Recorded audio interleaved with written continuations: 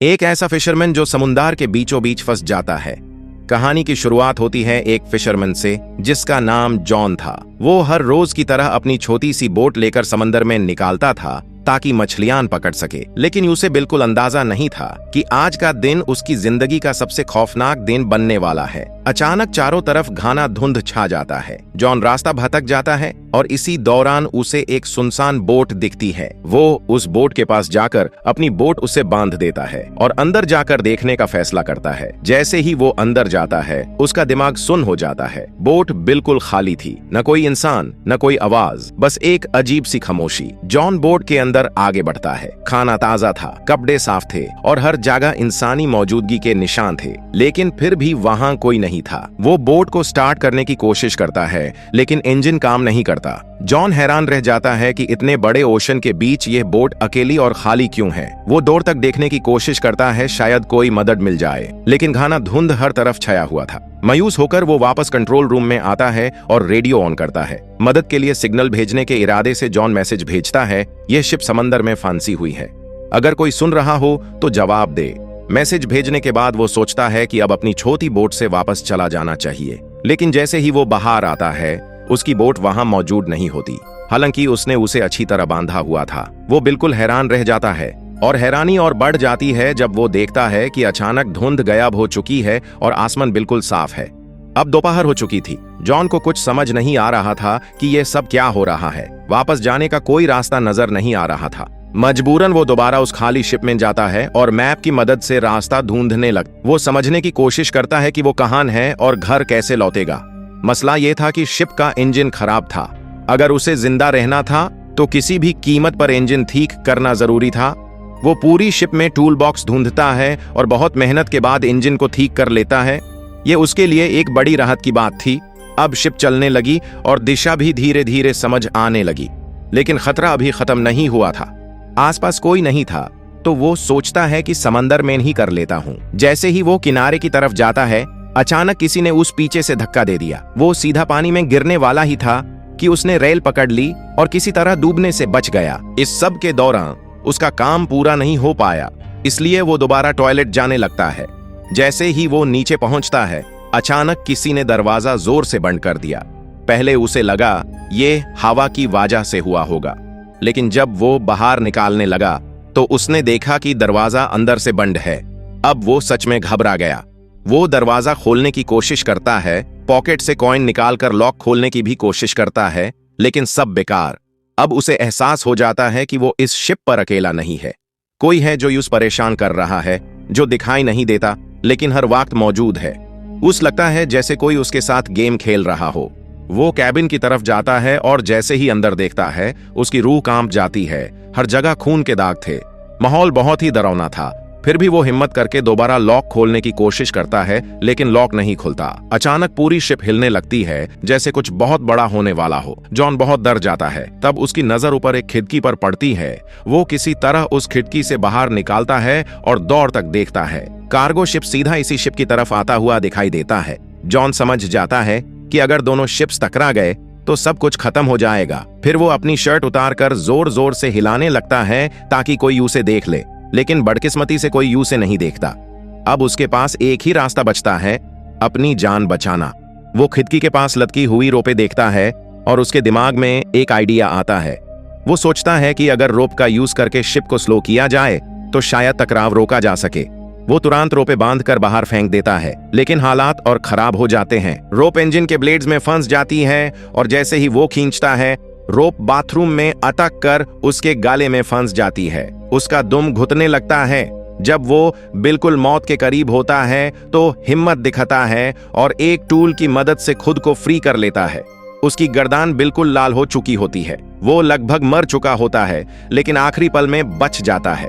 कुछ देर बाद जब यूजे होश आता है तो वो देखता है कि बाथरूम पानी से भरा हुआ है, लेकिन सबसे हैरानी वाली बात यह होती है कि वो पानी समुद्री नहीं बल्कि बिल्कुल मीठा होता है, जैसे कोई जानबूझकर उसे डरा रहा हो। वो टूट जाता है और दोबारा गिड़ाता है, जो भी हो मुझे जाने दो, लेकिन फिर भी कोई जवाब नहीं आता।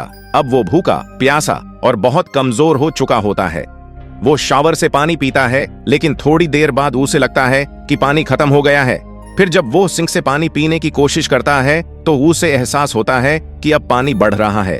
वो समझ जाता है कि बोट में सुराख हो चुका है और समुद्री पानी अंदर आ रहा है। ये बोट ज्यादा देर तक नहीं टिकने वाली। रात हो चुकी होती है। ऐसा लगता है जैसे कोई अनजानी शैतानी ताकत इस शिप को कंट्रोल कर रही हो। पानी धीरे धीरे ऊपर आ रहा होता है और थकान के मारे जॉन सो जाता है। रात को तेज तूफान आता है। सुबह जब उसकी आंख खुलती है तो पानी उसके सर तक पहुंच चुका होता है। सिर्फ उसका चेहरा बाहर होता है। यूज लगता है कि बस कुछ ही पल बाकी हैं। अचानक यूसे एक हल्की सी क्लिक की आवाज सुनाई देती है, जैसे कोई लॉक खुल गया हो। जैसे ही जॉन हैंडल घुमाता है, दरवाजा जोर से खुल जाता है और पानी के प्रेशर से टूट कर गिर जाता है। इसी तरह वो बाहर निकल पाता है। वो सीधा शिप की छत पर जाता है ताकि ताजा हवा ले सके, क्योंकि नीचे ऑक्सीजन लगभग खत्म हो चुकी होती है। अब उसे पूरा यकीन हो जाता है कि कोई अनजानी ताकत यूज बर्बाद करना चाहती है। वो फिजिकली और मेंटली पूरी तरह टूट चुका होता है। पानी लगातार भर रहा होता है। यूसे समझ आ जाता है कि ये शिप अब कभी वापस नहीं जाएगी। जॉन फैसला करता है कि वो इस शिप पर और नहीं रुकेगा। फिर उस एक आइडिया आता है। वो शिप से एयर बैग्स निकालकर टूटे हुए बाथरूम के दरवाजे की मदद से एक छोटी सी रफ्ट बना लेता है। फिर शिप से खाना, पानी और जरूरी टूल्स जमा करता है। पूरा रेडी होकर वो बिना पीछे देखे शिप से उतर जाता है और धीरे धीरे समुद्र में आगे बढ़ने लगता है। लेकिन घंटों बाद भी वो आगे नहीं बढ़ पाता। शिप वहीं की वहीं रहती है। वो सोचता है कि शायद कुछ ही देर में यह डूब जाएगी, लेकिन ऐसा नहीं होता। तब उसके दिमाग में ख्याल आता है, अगर ये शिप नहीं डूबी तो क्यों ना इसे ही ठीक कर लूं। वो वापस शिप पर जाता है, रफ्ट को ठीक करता है और पाइप और टूल्स की मदद से एक पंप बना लेता है। पंप से धीरे धीरे पानी बाहर निकलता रहता है। शिप की रिपेयर करता है, बाहर से भी सब कुछ फिक्स करता है ताकि आगे कोई प्रॉब्लम ना आए। काम खत्म होने के बाद वो फिर रेडियो पर मदद मांगता है, लेकिन इस बार भी कोई जवाब नहीं मिलता। मायूस होकर वो मैप देखता है और शिप को आगे बढ़ाने की कोशिश करता है, लेकिन जैसे ही इंजन स्टार्ट होता है, शिप बिल्कुल भी नहीं हिलती, जैसे शिप जानबूझकर उसे रोक रही हो। वो पूरी तरह थक चुका होता है। उसकी सारी उम्मीदें टूट रही होती हैं। तब उसे दूर से एक और शिप आती हुई दिखाई देती है। अब उसके पास एक ही रास्ता होता है, अपनी छोटी रफ्ट से उस शिप तक पहुंचना। वो रफ्ट तेज चलाता है, लेकिन अचानक वो शिप भी मूव करने लगती है और सीधी जॉन की तरफ आने लगती है, जैसे कोई जॉन को उसके पास भेज रहा हो। जॉन राफ्ट और तेज करता है, लेकिन शिप उससे भी ज्यादा तेज हो जाती है। टकराव से कुछ पल पहले जॉन आखिरी कोशिश करता है और पानी में कूदकर दूसरी शिप की तरफ तैरने लगता है, लेकिन जब वो वहां पहुंचता है तो वो शिप गायब हो चुकी होती है। वो सोचता है, चाहे मैं मर भी जाऊं, मैं वापस इस शिप पर नहीं जाऊंगा। लेकिन शाम होते ही पानी ठंडा होने लगता है। नीचे डॉल्फिन्स तैर रही होती हैं, लेकिन पानी का टेम्परेचर बहुत गिर चुका होता है। जॉन ठंड बर्दाश्त नहीं कर पाता और मजबूरी में फिर उसी शिप पर वापस आ जाता है। वो इतना थाक और बीमार हो चुका होता है कि सोचने की भी ताकत नहीं रहती।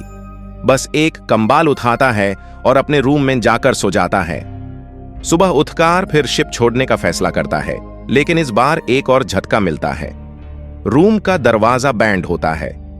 वो डर जाता है और धीरे धीरे मेंटली टूटने लगता है। तब उस रूम में एक छोटी सी लॉकर दिखती है।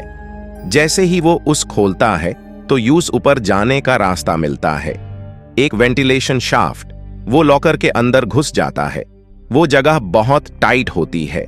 हर बार जब वो ऊपर चढ़ने की कोशिश, तब अचानक उसे फिर से एक क्लिक की आवाज सुनाई देती है। वो तुरंत बाहर निकाल आता है। ताजा हवा यूस थोड़ा सुकून देती है।